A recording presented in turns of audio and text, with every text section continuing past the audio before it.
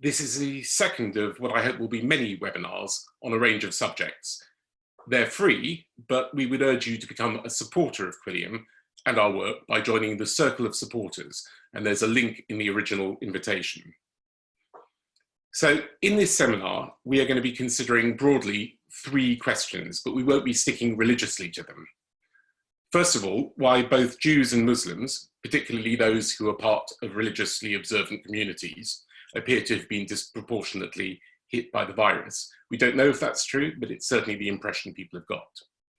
Secondly, the impact of COVID-19 on both Jewish and Muslim communities, 2 communities who have been very much in the news as subject to particular risk in the COVID pandemic. And finally, the importance of involving religious authorities in the response to infectious diseases. Our panel consists of Dr. Syra Madad, Rabbi Dr. Moshe Friedman, and Imam Dr. Usama Hasan. And those of you who know Usama and Moshe know that they're not only clergymen and theologians, but also they both hold a PhD in science. So they're particularly well qualified to talk on this subject. So let me start by introducing our keynote speaker, Dr. Syra Madad. Dr. Syra Madad is the Senior Director of the System-Wide Special Pathogens Program at NYC, Health and Hospitals, and is part of the COVID-19 task force responsible for New York City's response to the coronavirus crisis.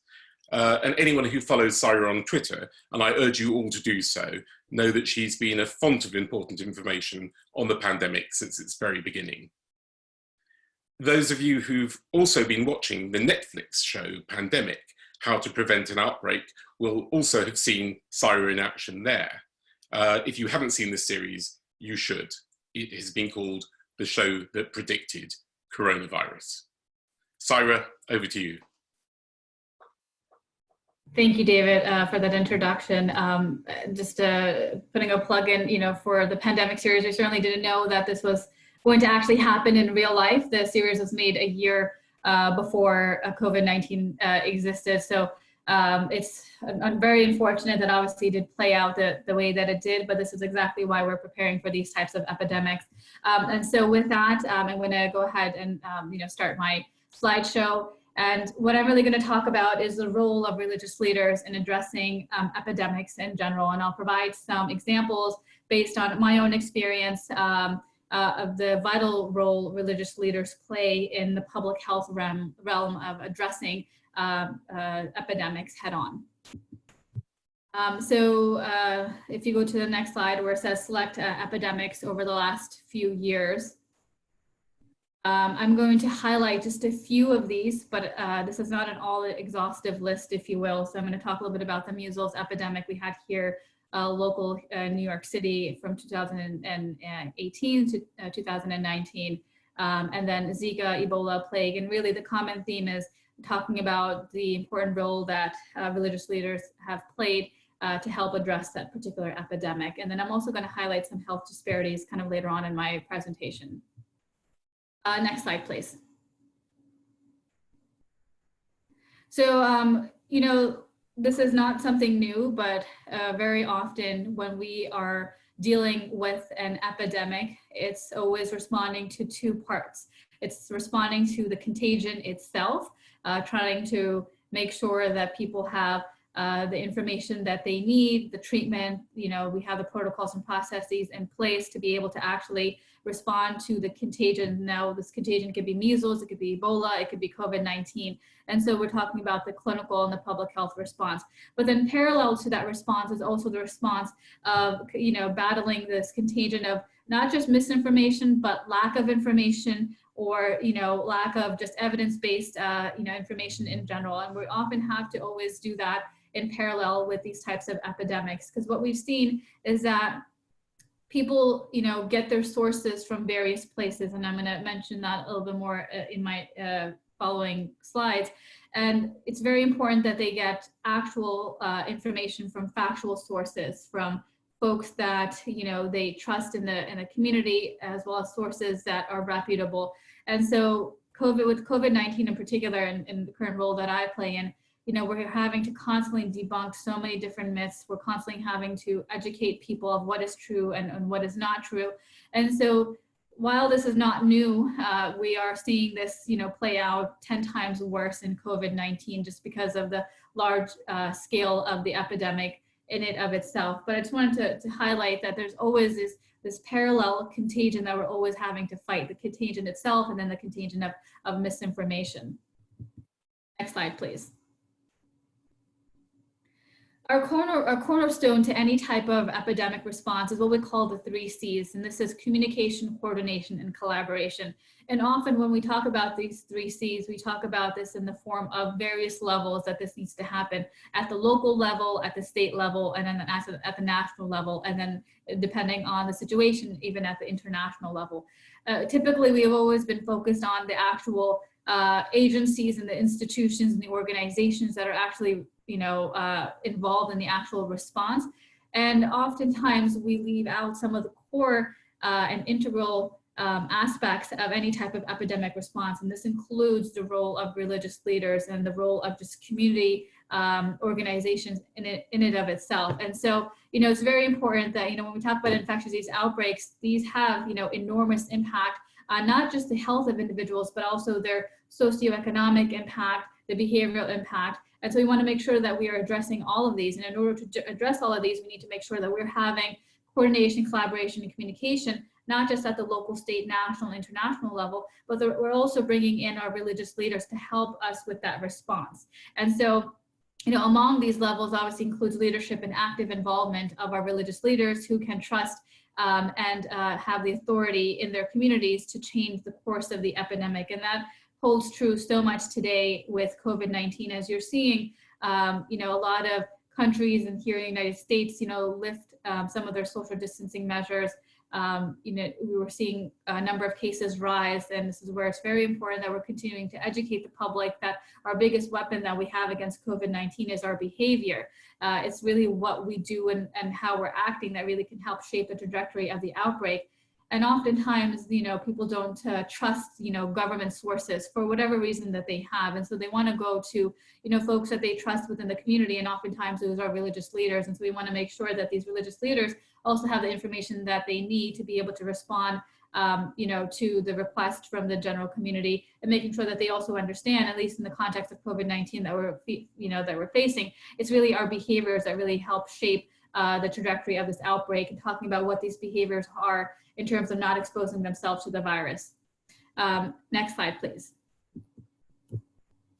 So now I'm going to talk a little bit about some of the various epidemics that I personally have been involved in, and then the big role that religious leaders have played in addressing the epidemic. So first, with measles. So measles is, an outbreak that we had here in the New York City area in 2018 until 2019, and we closed out with close to 650 confirmed cases. These are just confirmed. There were probably many more that were not laboratory confirmed, but these were just the lab confirmed cases that we've had. 49 hospitalizations, 19 that were actually admitted to the ICU. And luckily, no deaths were reported. This particular, epidemic, the cases, even though they span all the 5 boroughs of New York City, the majority of the cases, about 97%, were in Brooklyn, in a Brooklyn neighborhood. And particularly a couple of different neighborhoods. So the Williamsburg and Borough Parks, about 72%, and then the Williamsburg neighborhood in it of itself made up a good chunk of the cases that we've had. And there was a significant challenge of interrupting the transmission in some of the hard to reach populations. And this is really specific to the insular religious communities. And this is where, many of our prominent, rabbi authorities played a very big role in addressing some of the misinformation that was plagued in the various communities. And they really helped tackle the measles epidemic head on. They were out in the community. They had a very grassroots approach. They talked to a lot of individuals, both at various, places of worship, along with just the community in general, about what is true and what is not true, and then providing factual information. From a public health standpoint, there was a very large campaign that helped bolster and support the local religious leaders in providing some of this factual information, because one of the things that we found very early on is that they wanted to go to trusted religious sources, as opposed to relying on the Department of Health or a hospital system for in terms of getting their information on why it's so important to get vaccinated and what the benefits are. And so we were able to provide resources to our religious leaders to educate the general public, and that really helped very much so in tackling the overall the response that we had here in New York City. And so, just to recap, the challenge of controlling the spread of measles within these insular religious communities obviously is not new. And it's not obviously just limited to the New York area. This is just one example of how religious leaders played an integral role in addressing the epidemic. But we know that just in larger epidemic settings throughout the United States, we've had pockets of measles outbreaks throughout various states. Religious leaders played an integral role in addressing a lot of those situations at the community level, and it was extremely important, and it really had a very great successful outcome at the end of the day. Next slide, please.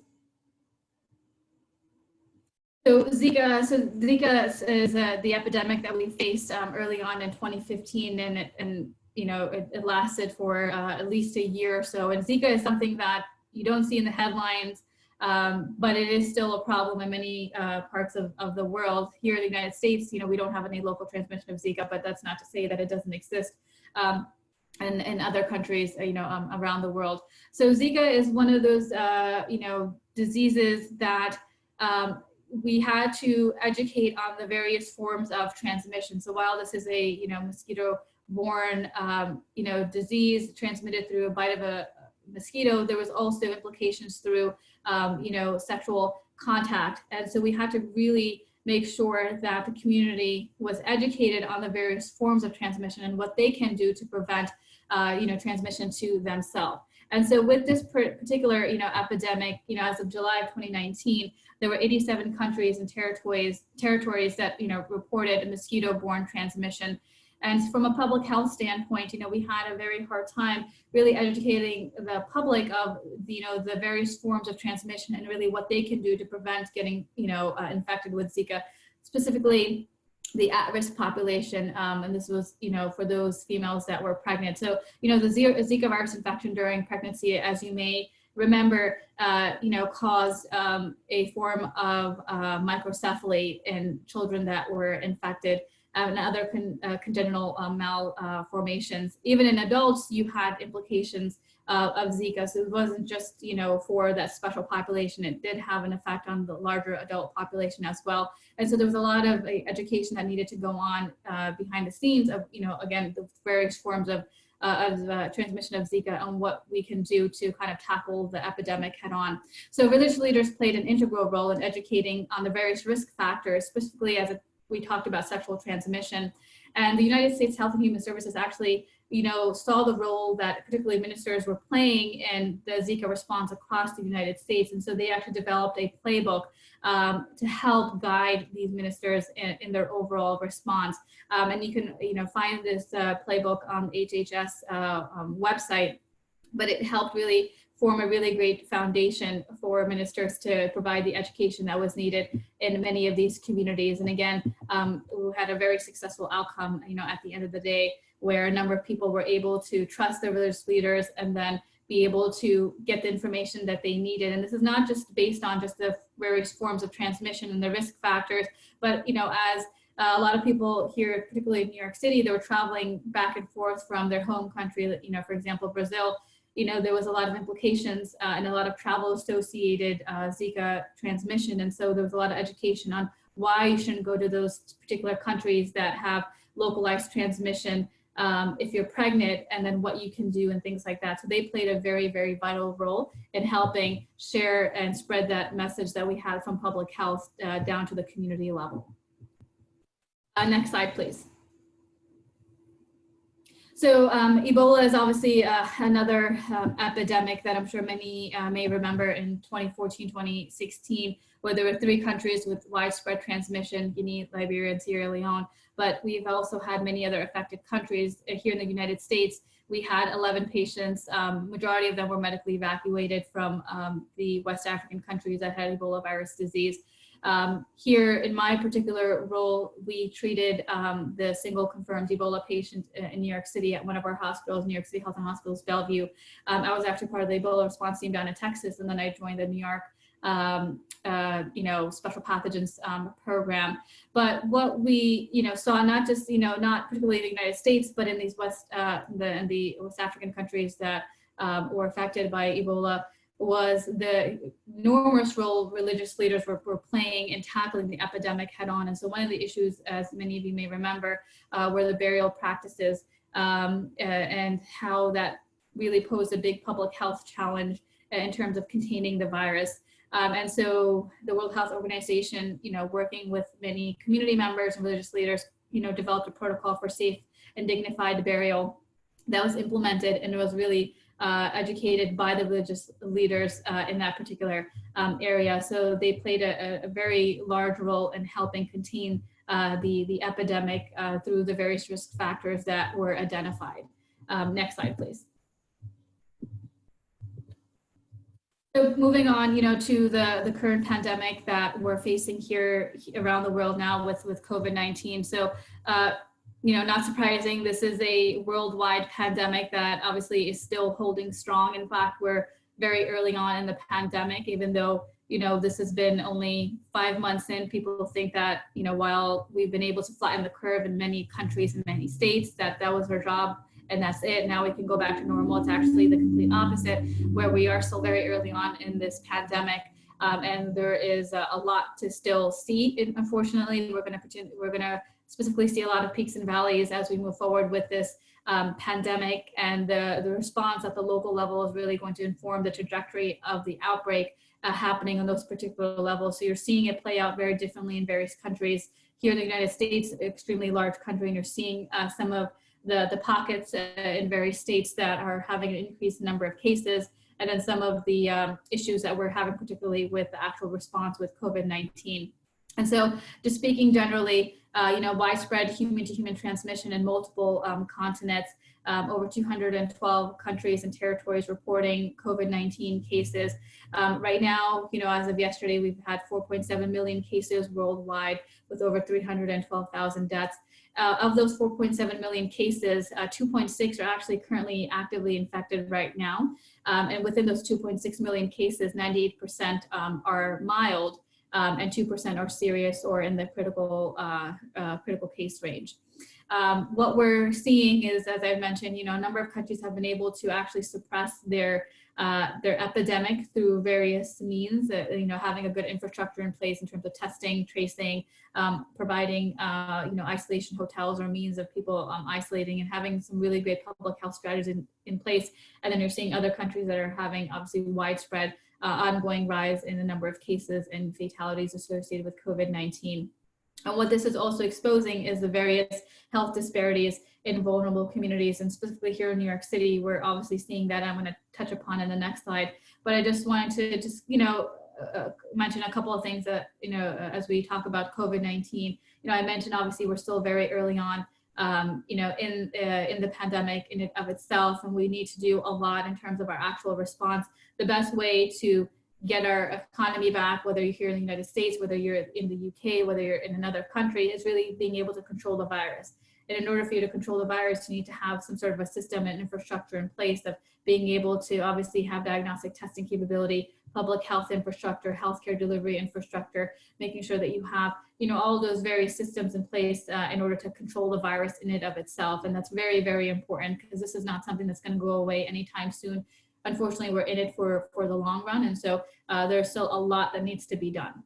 Next slide, please. So the COVID-19, call to action. And what this really refers to is what we're seeing is, a disproportion. Communities of color, and particularly here in New York City, we're seeing the African American communities and the Latino communities having a significant impact with COVID-19. You're seeing probably a lot of new data that's coming out that is talking about some of the disparities that we're seeing among these two particular populations. And so what we're seeing based on some of the CDC reports as well, and what's available, as of right now, is that the death rate among the Black and the African American individuals, as well as in the Latina community, are astronomically high compared to other ethnicities and racial groups. There needs to obviously be a lot more to be done to address a lot of these health disparities that we not just finding out. These are things that existed way before COVID-19 started, but it's just basically putting gasoline to the fire now and exposing some of the health disparities that we have. So there's a number of different influencing factors that obviously come into play that's affecting these particular communities. And this includes obviously the living conditions, the working circumstances, underlying health conditions, and access to healthcare. Here in New York City, one of the very first hospitals that was overwhelmed with COVID-19 was New York City Health and Hospitals Elmhurst, which was located in Queens. That particular borough and that particular zip code is actually one of the most diverse zip codes in the world, if you actually look into it. And it was by no accident, and it was really by no surprise that was one of the hospitals very early on that was quickly overwhelmed with COVID-19. Because if you look at the actual makeup of that particular community, it was a very large community made up of immigrant population. And you have a lot of individuals living in homes, multi-generational homes. And so when we talk about social distancing, what we know is that it's a privilege. Not everybody is able to actually physically distance themselves. And so you have a 2-bedroom apartment with, 6 people or 8 people or 10 people living in that 2-bedroom apartment. And so if one person is infected, then obviously they're going to go ahead and infect everybody's living in that home because they're not able to actually socially distance or physically distance themselves. And so it was by no means an accident that particular hospital was the first to be overwhelmed. And so, we really need to make sure that we are looking into some of these underlying factors and addressing them head on. And I think New York City has been, been trying to be a champion and addressing a lot of these health disparities, a lot of different programs that currently exist and some that are currently being ramped up to address some of these underlying causes, but really is highlighting, what we have already known, but COVID-19 is just exposing it even further. Next slide, please.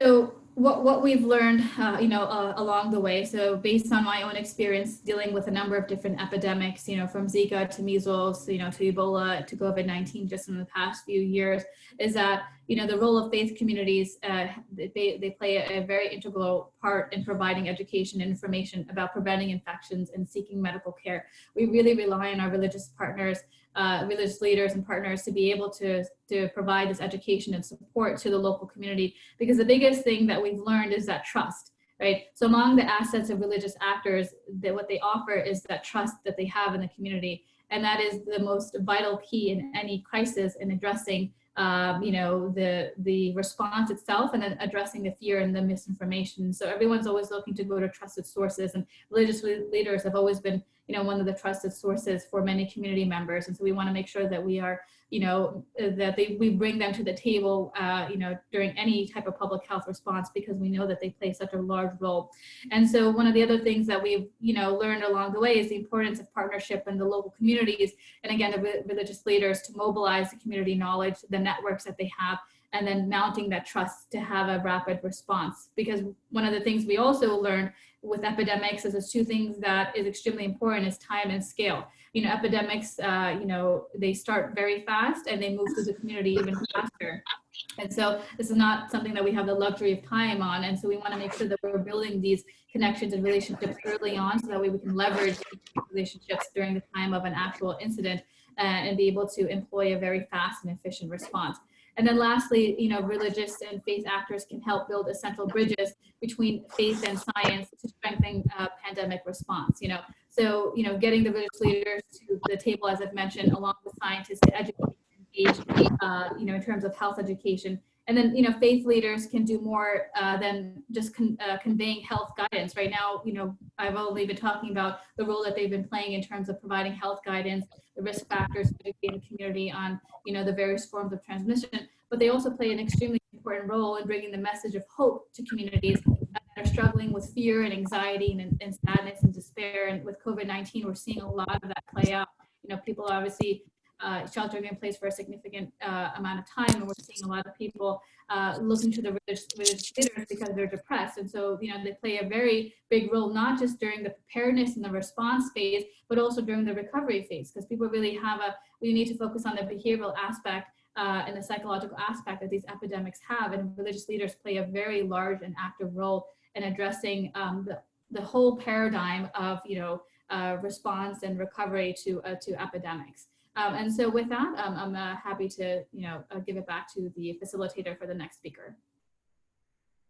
Syra, thank you very much for that. I have a question, which I think is probably a question that a lot of people are asking and thinking about, which is it really the case that religious minority communities are particularly exposed? And if so, what might the reasons for that be?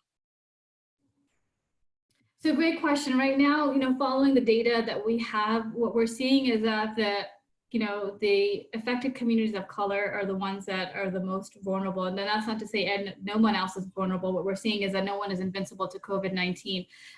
But right now, the data that we have is basically on the African-American and the Latino community. In terms of other, the role of religion that's being played out, we are seeing here, particularly in New York City, there are still some congregation of various communities coming together, whether it's for burying their loved ones or for coming together for religious purposes. And this is where we are really looking to our religious leaders to make sure that they understand we cannot have people congregate for burial or funeral reasons, or for just getting together for whatever religious reasons that they may have. So we are actually still seeing that play out. We don't have the data to right now support that this particular religious community is more affected than this religious community. That is something that is still being investigated. We actually do have a whole task force looking into all of that, but the data right now is still not available on that yet. That's really helpful to know. I mean, it did occur to me that one possible explanation was that religious minority communities are visible, so you know who they are. So if you see a group of Hasidic Jews or Muslims in a mosque engaging in what in the UK we call a breach of lockdown, they are visible as such. And you can say, well, this is a problem in this religious minority community. But in fact, these may be problems across society that are just less obvious because you can't put a label on them. You're absolutely right. You're absolutely right. And I think once we have some better data, we can probably shed some more light on that. Right. So the answer is to wait for the data. Good. That's right. Rabbi Moshe Friedman, let me turn to you. I'll give you a moment to unmute yourself and come on camera. And I'll give you, those in the audience who don't know the rabbi, a very brief introduction. He'll be familiar to many of the audience because he's the rabbi of the new West End Synagogue in London and also the Jewish chaplain at the Multi-Faith Chaplaincy in Canary Wharf. But he also performs an important role, very much the role that Syra has been talking about in relation to the COVID crisis, because he's a member of the Morals and Ethical Advisory Group to the UK government's Department of Health and Social Care. He's also a scientist with degrees in medical electronics and medical physics. And most notoriously, and I mean that in the nicest possible way, he hit the headlines right at the start of the coronavirus outbreak by making it clear that any congregant who participated in an illegal minyan, that is a prayer gathering, was putting lives at risk and so wouldn't be called up to read from the Torah. Rabbi, what's your perspective? David, thank you so much. And it's a great honor to be sharing this evening with you all. And to Dr. Madad, thank you so much for that fantastic presentation. So the role of religious leaders, I think, divides into two areas. One is the very specific role that I've been playing to government at the moment, which is to present the particular faith community perspective to government, which is a very important role, which I'll go into a little bit more detail, but also to serve their communities as we always do. And that also plays very, very much into the very important response to these sorts of crises, these very difficult situations that we find ourselves in. I also want to address another area as well, which I think is important, which is the issue of conspiracy theories. And the reason that I want to get into that is because I think it affects religious communities possibly more than other communities, but we'll hopefully get into a little bit more detail about that later on. So in terms of the role that religious leaders play to government, the advice that we give to government is obviously an expert analysis and an expert assessment of what our community needs are. So we have very practical needs. On the one hand, for example, it's quite clear that within the Jewish community and the Muslim community as well, we have very specific needs when it comes to burial, and the burial should take place very quickly. Very early on in our discussions, we had a number of representatives very concerned about the possible numbers of deaths that were going to take place and how that would work practically in terms of the numbers of burial areas that we have, of cemeteries, of also those faith communities that cremate, whether there was a possibility of speeding up the services, whether people would even be able to hold services at all.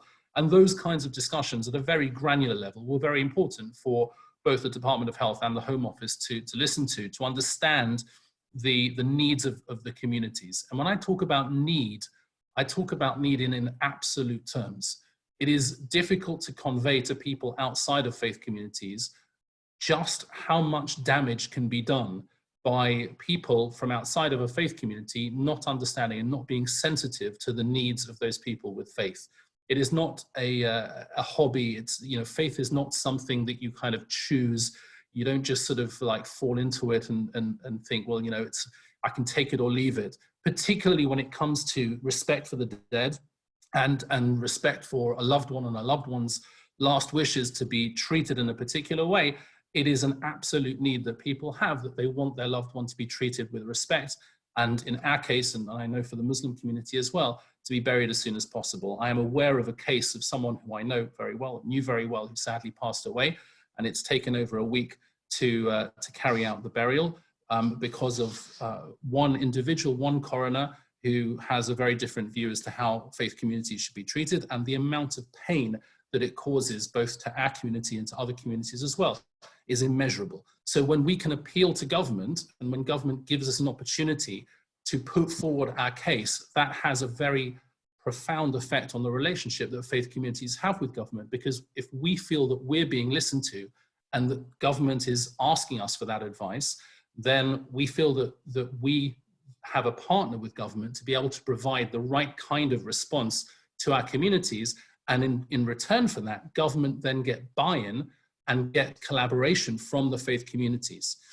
One thing that's been very interesting during my experience with working on this particular advisory group is the involvement of the humanist movements. I realize this is a discussion about faith leaders, and the humanist movement is the opposite of that. And it's fair to say that the relationship between the humanist movements, certainly in the UK, and faith groups and faith leaders has been adversarial at best and probably antagonistic at worst. However, my experience during this crisis has been that having one of the leaders of the humanist UK movement, a chap called Andrew Copson, sitting around the table has been tremendously fruitful. And I'll tell you why. Because we're not in a situation at the moment where we have the luxury of being able to argue about various different governmental policies relating to faith schools or philosophical, theological arguments over the existence of God, or you know, whether you should have religious assemblies at all, or whatever. Those kinds of arguments are so far down the list of priorities at the moment. I look forward to the day when I can sit around the table with my humanist friends and start arguing with them once again about those kinds of things. At the moment, we all have to pull together and understand the needs of society at large. And by having someone representing non-faith communities around the table as well, at least someone who can claim that they present for those people who are not of any faith in particular, is fantastically important, because what it means is you broaden that buy-in from across society. If it's just seen as a group of faith leaders around the table, then people of no faith feel excluded, or feel worse still, that faith somehow has like a special treatment. And so it might sound a little controversial, a little contrary, but I've actually found that a very important addition during this particular time. Okay, we're not in the same boat. People often talk about us all being in the same boat. We're not, and Dr. Madad alluded to that. I think we're in the same storm, but lots of people are in very different types of boats at the moment. There are people who are doing pretty well. They have nice big houses. They have a reasonable financial security. They have nice gardens they can go and sit in when the weather's nice. There are other people who are living in terrible conditions, people who have lost their jobs, people who have been made homeless, even in my own community, and are now sort of sofa surfing and doing their best to make ends meet. So we're not in the same boat. We're in the same storm, and we have to work out how to help one another. And by representing faith communities to government, the faith leaders can help to do that. What is the role of faith leaders when it comes to their own communities? So I found this very, very difficult, because it's now been 11 years since I've been the rabbi of a faith community. And I have to say, like everybody else, this crisis floored me, completely floored me. Not only because I was suddenly dealing with grief, not just for my own community and for members of my community, but my own grief of losing members that I was close to right at the beginning of this crisis.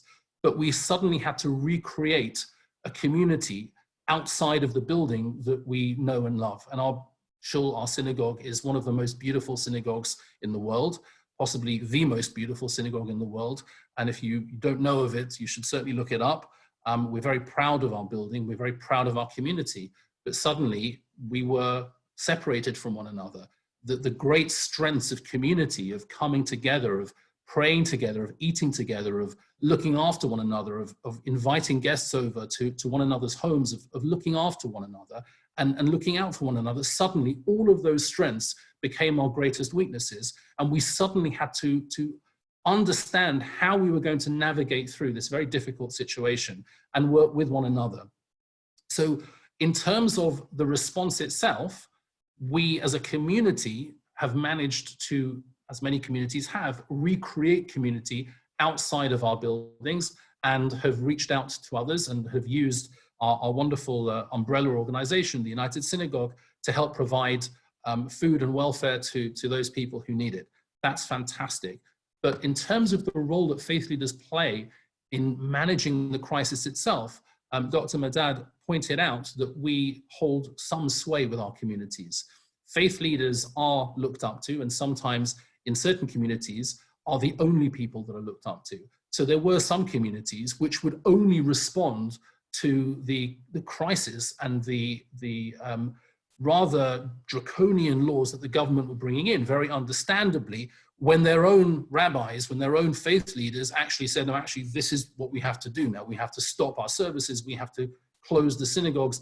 And I remember one particular case of a synagogue that's used in Golders Green by many people, including myself, only a few months ago, that people would be coming in and out all of the time. And suddenly they had to lock the doors because people were still using it long after the government had asked faith communities to shut all their synagogues, mosques, temples, and churches. So it's very important for faith leaders to lead by example. And right at the beginning of this crisis, our own chief rabbi, Ephraim Mervis, led by example by the fact that he pointed out, as someone who is in the year of mourning for his father, would no longer be able to say the various prayers that a Jewish person would say in honor of their father or mother when they passed away. So he himself had to isolate and had to take on this responsibility of sort of learning how to pray to God by ourselves outside of our communities. We have to guide, we have to inspire, we have to care, we have to offer pastoral care to our communities, and we have to do so in a way that responds to the current crisis, while at the same time going through that crisis ourselves. And that can cause enormous difficulty, it can cause enormous problems within our own mental health and our own ability to operate properly. And so having a support network for faith leaders is also important, whether it's within a particular faith or across faiths as well. And I'm very pleased to say that that's something that we've been able to achieve. So briefly, I want to speak about the conspiracy theories that have been taking place about COVID-19 in particular, and the links with possibly 5G and Mossad and who knows what. And it reminds me of my first experience with what I would call tinfoil hat people, or as my father might be listening, aluminium foil hat people, to give it its correct name. So I'll give you the example that I experienced when I was in my previous community in Northwood. we turned up to the synagogue one day to find that someone had smeared ham all over the front of the synagogue. And after looking through the CCTV, discovered a very angry gentleman who had been caught on CCTV and also lived across the road. Not only did he live across the road from the synagogue, but he also lived next to the police station. Okay, so he wasn't exactly the brightest person, not the sharpest tool in the box. But when the police caught up with him, they asked him why he did it. And the answer was because he couldn't tune in his TV anymore. His TV had stopped working, and he assumed that his signal had gone because we had equipment in our synagogue that was communicating with Mossad, and that was interfering with the TV signal. Okay, when it was pointed out to him that in the UK we'd switched over from analog TV to digital TV and he hadn't upgraded, he realized that he'd made a bit of a mistake, apologized, offered to clean up the mess and give back the various parts of the garden at the front that he'd taken with him, and all was well with the world. But the interesting thing about conspiracy theories is that people do have a general tendency to attribute some kind of intent or intentional motive to circumstances that are in fact coincidental. So the issue of 5G and Huawei in China and coronavirus coming from Wuhan in China and the whole thing, it's very easy to see how people were going to join the two things together and put 2 plus 2 equals 15 or something like that. There's also the issue of confirmation bias, of the fact that people will look to other people who are thinking in the same way and suddenly find that there are smarter people or people that I think are smarter than me that are thinking in the same way. And it must be true because it can't possibly be just a coincidence that this has all come together at this particular time.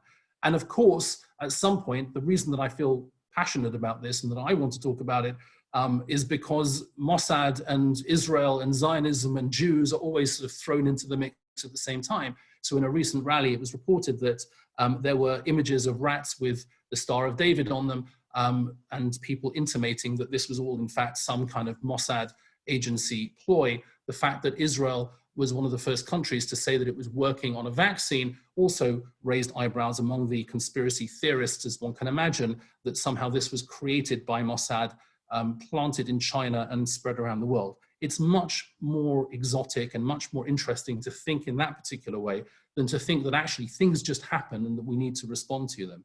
The problem is that faith leaders, we have an enormous task ahead of us in dealing with some of this misinformation.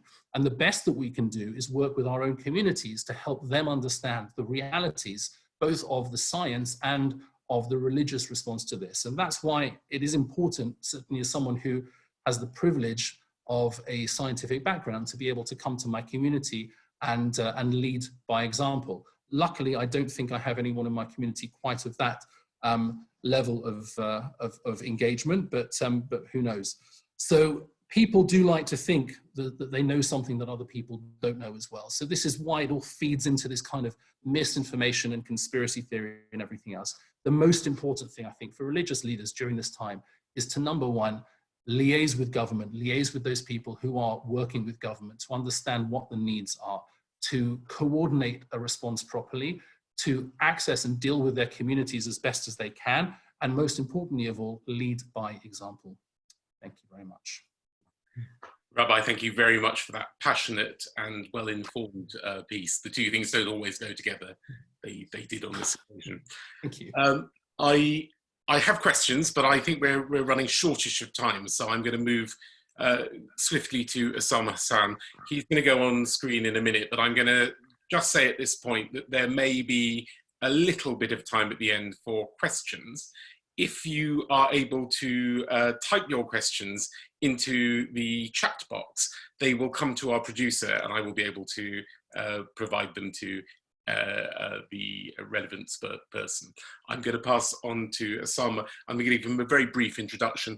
He's a friend, he's a colleague, he's an imam, he's a fellow of the Royal Astronomical Society, and as a scientist and theologian, at least part of his work at the Tony Blair Foundation has focused on coronavirus and religious minority communities. Usama, over to you.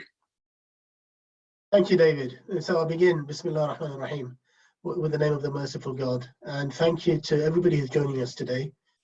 Thank you for your time. And it's a real honor to share a platform with Dr. Syra and Rabbi Moshe, and I've thoroughly enjoyed your presentation so far, so thank you for that. Now, what I'm going to do, since I'm here on behalf of the Tony Blair Institute for Global Change is to show you some of the material that we've produced, which is on our website, a whole bunch of tools for governments to deal with COVID, because that's what we specialize in terms of policy advice for governments. And in fact, Rabbi, I hope you will share that, and Dr. Syra, with the national and local governments that you work with. And you see those two images there of an empty Mecca and of an empty St. Peter's Square in the Vatican. Just sum it up, really, that we talk about the influence on religion. Well, it goes to the heart of religion, to the holiest places, the holiest sites, and they've been emptied largely by this pandemic.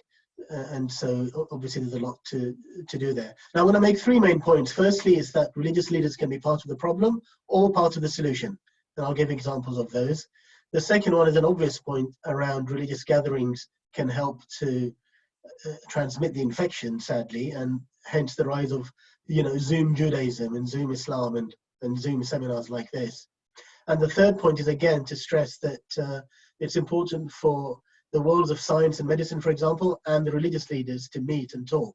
So for religious leaders to understand science and be reconciled with it more, be scientifically literate. And on the other hand, also, though, for governments and policymakers to understand faith communities and religions, as Rabbi alluded to. And I think this conversation, we're doing that, because I mean, we have a top medic with us, we have a couple of clergymen with us. So the next slide, please.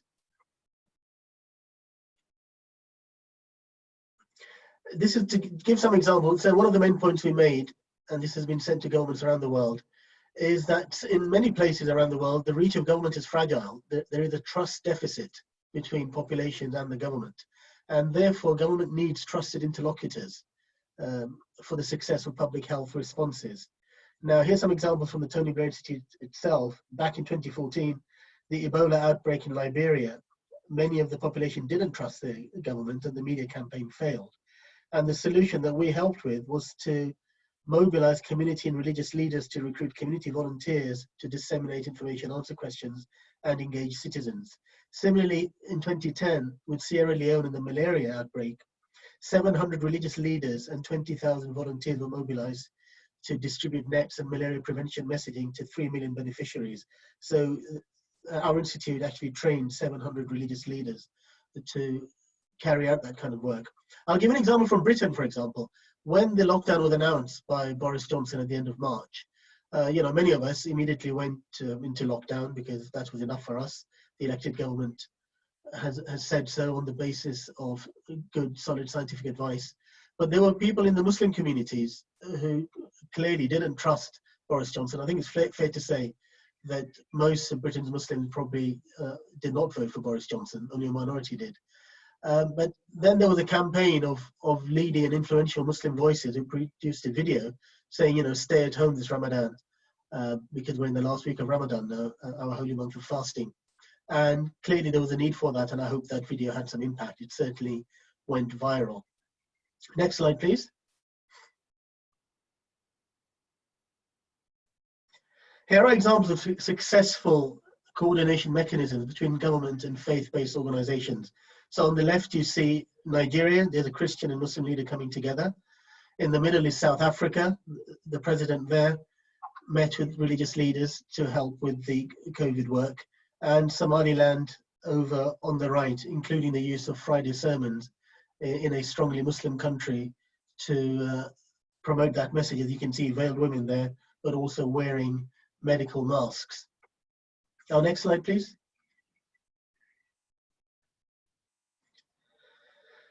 So more religious leaders with positive messaging. On the left, you have the Sultan of Sokoto, highly influential in Nigeria, and backing up the government advice based on the scriptures, Quran and Hadith. In the middle, we have the head of the Orthodox Christians of the world saying what is at stake is not our faith, but our faithful. In other words, protect the people. We have to follow these guidelines, even if it means abandoning the churches for now or not meeting in church, etc., which is difficult for faith communities, as Rabbi said, but you have to save lives. The faithful are at stake. And then there's an example from destigmatization around the Ebola crisis, where 70 religious leaders publicly vaccinated themselves to demonstrate the rumors about vaccine were false. This is an ongoing problem in the developing world, where you have the anti-vaccine misinformation, which I've seen continued on my social media, by religious communities and leaders recently. But this keeps going on, and you will have diseases coming back in the developed Western world because of the anti-vaccine conspiracies. Now, one of the best ways to do that is to lead by example. As Rabbi said, 70 religious leaders, publicly vaccinated themselves, and that or got vaccinated, and that actually echoes strongly with the teaching of the Prophet Muhammad, peace be upon him, where in certain situations he did some things publicly in front of everybody to give the signal that it was all right to do so. Our next slide, please. And of course, as I said before, all of these slides are free on our website. Supporting social distance requirements. Again, we have the Pope himself on the left, for those who are worried about virtual religion replacing, physical contact and gathering in community. But the Pope was one of the first to switch to stream services and to kind of cancel a physical mass and move to a virtual mass or service. You have the Sheikh of Al-Azhar in the middle there, one of the highest authorities in Islam, issued a fatwa saying all mosques must be closed or may be closed during the pandemic because of the primary Islamic obligation of saving lives, just as the Orthodox leader had said about saving the faithful. In the UK, we have the Hindu Council of Britain on the right, promoting positive action in terms of providing meals, so free food. This is a well-known tradition in Hinduism and Sikhism, for example, and Jainism, of seva, free food, available at temples. The Hare Krishna movement is famous for it outside SOAS, the University of London, and other British universities. And of course, every religion has this, particularly for Muslims in Ramadan. Now, Ramadan is not just a time of fasting, but doing the opposite, which is to feed people, to feed the hungry and the needy and the poor especially. And that continues throughout Ramadan and into Eid. But there, our Hindu friends set a very good example there with mobilizing the temples actually to increase that tradition. Our next slide, please. Right, but here's the flip side, sadly, which we do have to talk about, as Rabbi did, that there are harmful consequences, like the conspiracy theory that he talked about. But there's also the first two columns there, immunity and divine punishment. So sadly, at the beginning of this outbreak, we did find people from every religion, clergy, sadly, priests, imams, rabbis, from various countries around the world, saying that this is divine punishment for non-believers and that our faith community is protected. God will protect us. So, there were yeshivas refusing to close on that basis. In Tanzania, there were leading people who said the churches should remain open because coronavirus is the devil that cannot survive in the body of Jesus, for example. And then there were conspiracy theories, many of them, of course. I was sent one saying this is all to do with the Jews and Israel and Mossad and God knows what. But there was a protest against the closure of a religious shrine in the city of Qom, the holy city of Qom, which is very sacred for Shia Muslims. And there was a hardline cleric who actually stated that the World Health Organization's directives should be ignored because they are a bunch of infidels and Jews. So, obviously, all of these things are very harmful because you will turn off, potentially, millions of believers from listening to sensible, life-saving advice because of this negative, ignorance-based religious messaging. And on the flip side, the World Health Organization and other professionals also have to understand religion better. I'll give you an example of that later. Next slide, please. So we're coming back to the good news, which is supporting the front line and doing good work that religious communities can do and are well equipped and well positioned to do so. So, for example, there's a Christian organization which had the funds to build 2 emergency field hospitals equipped with respirators in New York and Lombardy. There's care for high-risk people in Liberia. That was done during the Ebola crisis. And DFID funded a program which found that religious messaging, Christian and Muslim especially, in the Democratic Republic of Congo, helped with reducing domestic violence and changing community attitudes. Well, that was during the the civil war and also the Ebola crisis, but it's clearly still relevant today, that idea, because we know that domestic violence, sadly, is a danger and perhaps on the rise during the pandemic. Next slide, please.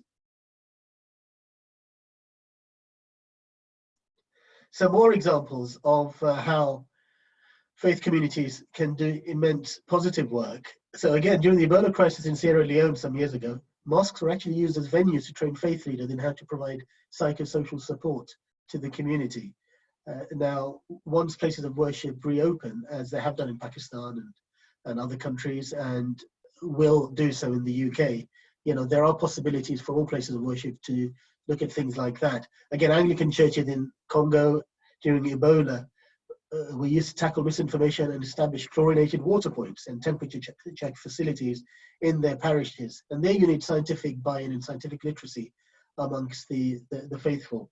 There's another example from Nigeria where there's a pastor who initially was conspiratorial. Initially, he rejected the COVID situation and he said this is a conspiracy by the government to close churches. But then he was confronted with the evidence and he changed his mind. And in fact, he's head of a large church which has immense resources. And they actually raised funds and donated 11 ICU beds with ventilators to the local hospital, 8,000 sanitizers, 200,000 gloves, possibly double if you count the pair of gloves twice, surgical face masks, etc., which was great work. The same pastor then questioned why churches were closed, but markets and malls were open.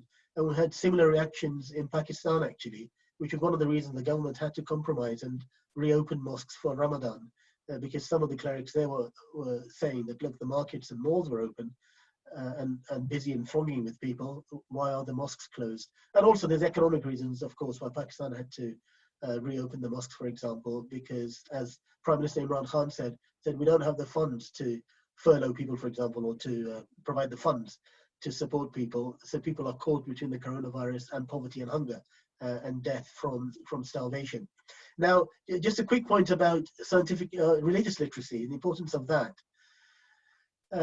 So Dr. Syra showed a photo, I believe, of Buddhists using alcohol gel. One thing which I raised and which was taken to the World Health Organization, the WHO published really, really good advice on faith communities and Ramadan specifically for Muslims around the world. And there was just one mistake, I thought, which actually had the potential to wreck everything and to destroy credibility, which was that they recommended that minimum 80% alcohol gel should be available at the entrances of and inside all mosques. Now, alcohol is, of course, forbidden to consume in Islam, but for many traditional Muslims, it is forbidden to even touch it or carry it. And in fact, alcohol or wine or beer is regarded as unclean. So if you rub alcohol gel on your hands, actually you're unclean, you're not fit to pray. And so this was, I believe, a huge mistake. And in fact, it had the potential to just turn people off and, listen to hardline clerics like those saying that the WHO are a bunch of infidels. There were other conspiracy theories, by the way, saying that this was related to Trump's visit to Saudi Arabia last year, and that the coronavirus was an excuse to cancel the Hajj and to close down mosques. There was a influential cleric in Nigeria with millions of followers who actually said that, because the Hajj, I don't think it will be cancelled this year, but it will be very small, and probably no foreigners will be allowed. Only a few people from Saudi Arabia will go for the Hajj, which is due in just over 2 months' time. And that will be another major religious gathering where the Saudis will have to make a call. The Hajj was due to be at the same time as the Tokyo Olympics, which of course have been postponed until next year. But I mean, you can't postpone the Hajj. You may be able to cancel it, but I think they will actually go ahead with a small group. But the point is that health professionals, governments, national and local, really do need to understand faith communities and religions to avoid mistakes like that. And I think I've probably run out of time, so I'll stop there. Thank you very much. Usama, thank you very much for that fantastic and extremely well-informed contribution. We have, in fact, almost run out of time. There is one question. I'm afraid we are going to have to say goodbye to Syra, who has a hard stop at 7 o'clock, which is 7 o'clock our time, 2 o'clock her time. So thank you very much, Syra, for participating in this. I have one question that's come in, and we will make that the penultimate question, unless we get any others during the course of asking this question. Then I have a question which will be, I think, primarily for Usama, and I will ask that afterwards. So first of all, with my question, this is asked by David Fleischman, who asks, what about the theologians who lack scientific education and don't care what public authorities are asking? What should happen when these religious figures, who are respected more than scientists and doctors, or the only ones respected in their communities, insist on the protective power of more prayer and prayer in a larger group? Does anybody have anything to add to that beyond what we've heard already from Usama? What do you do if a religious authority is more respected than the government and won't play ball? I think it might have been true at the beginning of this crisis, but I'm going to put it very bluntly. You can't argue with a body count. When people start dying and you start to know people who are dying, that's when people take it seriously. You know, at the very beginning of this, it's true, there were some religious leaders who were not playing ball. A lot of people were playing this down and not taking it seriously. And I think, you know, we probably all know someone who has been affected by this, who has either died or has been seriously ill. I'm sure there are still people out there who are relatively unaffected and are still thinking to themselves that it would be okay to hold communal services together in their home privately, or which is why I wrote what I wrote, because I was just coming back for the second time from the registry office, having registered the death of a member of my community, because the widow that he'd left behind wasn't able to, because she was self-isolating. So that's why I wrote that tweet, and I think that's probably why it got so much attention. But I don't think there are many people left like that now. No, fortunately, I think that is true. Yeah, if I can add to that, thank you for that, Rabbi. I'd echo that this was a problem at the beginning of the outbreak. And in fact, we again highlighted in our tools what not to do. So some governments actually arrested religious leaders who were preaching this kind of stuff against the COVID measures. Specifically, Pakistan and Nigeria, I know of, were two countries where that happened. And of course, that then inflamed the situation further and led to riots, in fact, and civil disturbance, etc. Now, then the authorities, I think, came to their senses also to realize that the best way to deal with that situation was to engage with those religious leaders. And for example, they got senior clerics in Nigeria to go and talk to the dissident ones, for example, and actually help change their mind. Something very similar happened in Pakistan as well, because, you know, there are good, sensible clerics as well to go against the others. And in all the cases that we know, as you hinted at, Rabbi, those religious leaders actually did change their minds. The only exception that I know of are terrorist groups, actually. So Boko Haram in Nigeria, for example, continue to preach, or one faction of them, which is led by Abu Bakr Shekau, continue to say that this is all a conspiracy, it's all lies, and God will protect them. And they are continuing with all of their communal religious gatherings, etc. And obviously, we don't know the rates of COVID, which are lower in younger people anyway. Those tend to be the movements of younger people. So maybe they'll claim that that God is on their side, because we don't know the death rates. But that's something to bear in mind, in which we advise governments on, is you have to handle this kind of situation very carefully, because as we've all said and seen, religion is a powerful force. So to just go in there and start arresting and jailing clerics is perhaps not the best way to go about it. Dialogue is the best way. If they insist, then you have to take more firm action, of course. Thank you very much, Usama. I have, I think, what will now be the final question of this very, very interesting webinar.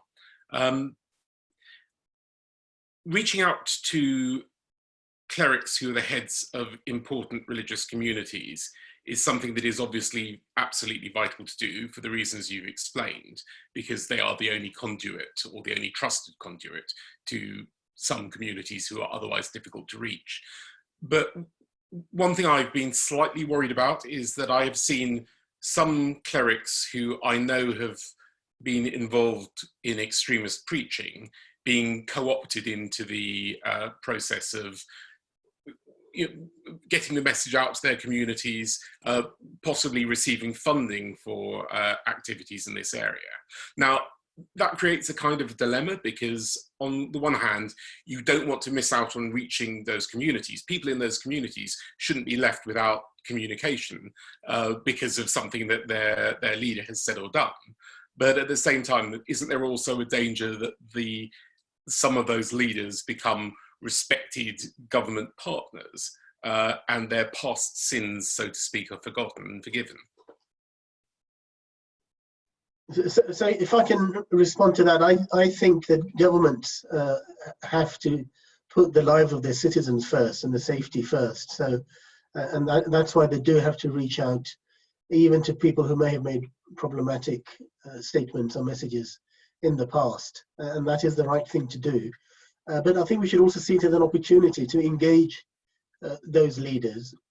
Once they're part of a national conversation, it's easier to actually expose their harmful statements of the past, which presumably they will be quite embarrassed by. And if they're not, they will now's the opportunity to actually, at some point, once the pandemic has kind of passed, is to actually engage constructively with them and have a proper dialogue about this. I mean, I think I know one of the cases that one of the people you're referring to, David, and he was part of the entire plot to have me removed from my own mosque for preaching evolution being consistent with Islam. Now, for me, this proves the point that if you don't accept basic biology, then you will never come up with a vaccine or know how to treat viruses and pandemics like this, because you have to basically understand mutation and evolution as to how these viruses evolve.